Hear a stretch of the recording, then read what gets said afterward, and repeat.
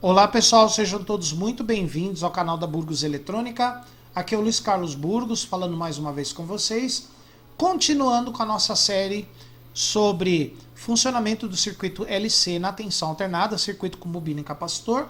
Hoje vamos falar sobre o circuito LC em paralelo. O circuito LC em paralelo trabalha com a mesma tensão nos dois pontos, porém a corrente nos dois itens, nos dois componentes, está defasada 180 graus, de modo que ele subtrai a corrente entre eles, dando uma impedância mais alta na frequência de ressonância. Antes da gente explicar o funcionamento desse circuito, nós estamos lançando o nosso livro sobre segredos obscuros das placas TECON. Na verdade, já lançamos ele.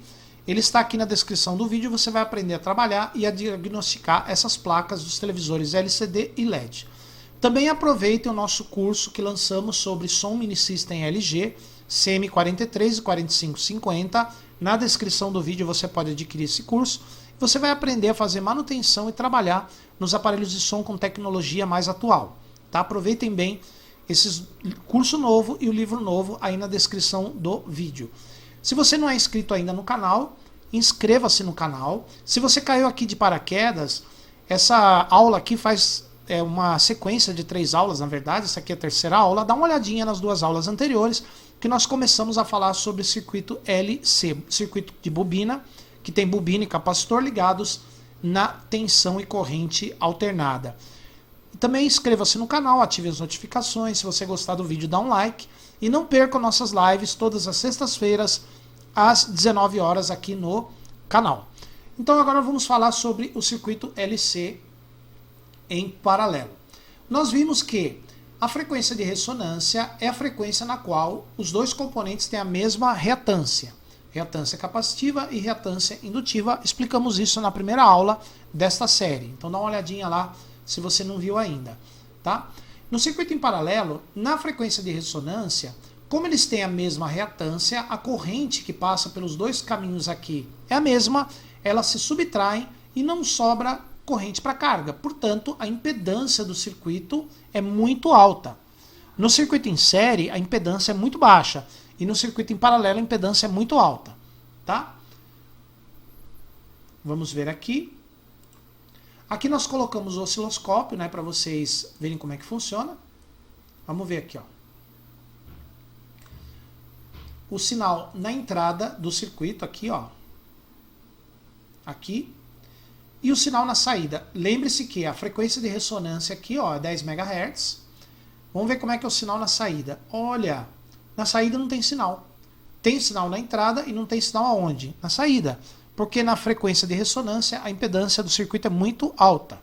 Agora, se eu alterar a frequência e tirar da ressonância, eu coloquei uma frequência mais baixa agora do que a ressonância. Então quer dizer que agora a reatância da bobina diminui e a do capacitor aumenta. Então a corrente vai circular mais aqui pela bobina, vai ter uma corrente maior pela bobina e menor pelo capacitor. Então vai ter uma corrente agora circulando pela carga. Vamos ver aqui, ó. Olha lá, tá vendo? Ó? Agora você tem corrente aqui pela carga. Olha aqui, ó. Não tinha antes, agora tem. Se eu diminuir mais ainda a frequência, a impedância, olha lá, a impedância diminui mais, a corrente aumenta mais. Tá vendo? Ó? É claro que tem uma defasagem aqui por causa do resistor que faz o papel da carga, tá, pessoal? Se não houvesse o resistor, andaria aqui na mesma fase as duas, mas como tem o resistor aqui, tem uma defasagem e tal, mas isso não vem ao caso. O importante aqui no caso é você perceber que agora, fora da frequência de ressonância, eu tenho uma corrente circulando pela carga. Se eu colocar uma frequência maior do que a ressonância, por exemplo, 25 MHz, é a mesma coisa. Ó. Eu tenho corrente circulando pela carga. Por quê? Porque agora, como aumentou a frequência, a reatância do capacitor diminui e da bobina aumenta. Então a corrente agora vai passar mais pelo capacitor e menos pela bobina. Subtraindo as duas, vai dar uma corrente circulando pela carga. Tá? Muito bem. Beleza. Agora, nós vamos ver aqui as correntes circulando pelo capacitor pela bobina e aqui pela carga. Fiquem de olho somente nessas duas aqui, ó, na corrente de pico a pico, e na corrente eficaz, tá, pessoal? As outras não interessam. Interessa a corrente de pico e a corrente eficaz. Vamos ver na frequência de ressonância. Ah lá, na frequência de ressonância, percebam que corrente pico a pico do capacitor é 8.9 e da bobina 8.9. A corrente eficaz no capacitor 3.15, na bobina 3.17, praticamente a mesma. Tá vendo? Ó? De modo que a corrente na carga, ó, na casa dos microamperes. Olha, então quer dizer que na frequência de ressonância praticamente não circula corrente pela carga. Agora nós vamos sair da frequência de ressonância. Nós vamos para 2 aqui, ó. Agora, como a frequência diminuiu, a corrente maior vai passar pela bobina e a corrente menor pelo capacitor.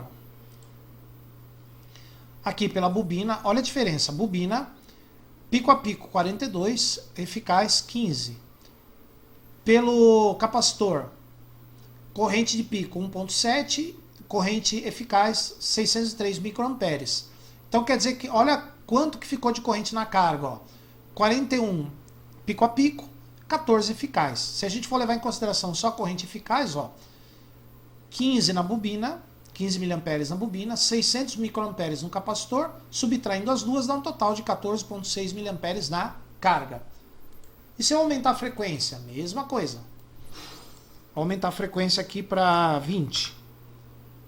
Agora vai passar mais corrente pelo capacitor. 6,28 eficaz no capacitor, na bobina 1,58. Subtraindo essas duas, total 4,7 miliamperes passando pela carga. Na ressonância, que é 10, a corrente agora se iguala, tá vendo? 3.15, 3.17, 21 microamperes, uma corrente desprezível, tá? Então vocês podem observar que no circuito em paralelo, eles subtraem a corrente. No circuito em série, subtraem a tensão entre eles, ficando uma tensão próxima de zero, corrente alta, né? Porque resistor que não dá queda de tensão, dá 0 volt de queda no circuito em série, tem resistência muito baixa. Que nem os fios, por exemplo. Os fios praticamente não tem queda de tensão. Agora nós vamos ver aqui, ó, com o capacitor variável, tá? Capacitor variável. Olha lá. A bobina fixa, a frequência fixa, a gente vai mexer no capacitor. Corrente de entrada, corrente de saída, ou tensão de entrada, tensão de saída. Vamos lá? Olha lá. Então percebam que eu tenho tensão de entrada, mas eu tenho tensão de saída. Por quê? Porque nesse caso aqui, ó, esses componentes aqui, o capacitor está 15 PF e a bobina 25. O capacitor 15 e a bobina, o capacitor 15, que está em 50%, a bobina 25. No caso, a frequência de ressonância desse circuito seria o seguinte, ó, 15 vezes 25 é igual a 375. 25.530, que é aquela constante, dividido pelo valor que está aqui na memória, 375, igual, esse valor, tirar a raiz quadrada, ó, é 8.2 MHz. A frequência de ressonância com esse capacitor de 15 PF é 8.2 MHz, mas aqui está 10. Tá? Agora, eu vou ajustar o capacitor até chegar na frequência de ressonância quando zera o sinal azul, que é o sinal de saída. Vamos ver aqui, ó. Olha lá. Eu vou virando devagar, ó, tá vendo? Olha lá. Vai diminuindo a tensão na saída, vai diminuindo.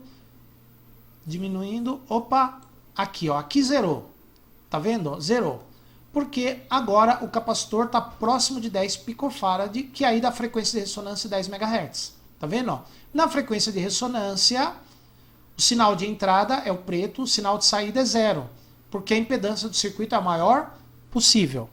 Tá bom, pessoal? Então, espero que vocês tenham entendido isso. O que é a frequência de ressonância? Mais uma vez, é a frequência na qual a reatância da bobina e do capacitor são iguais.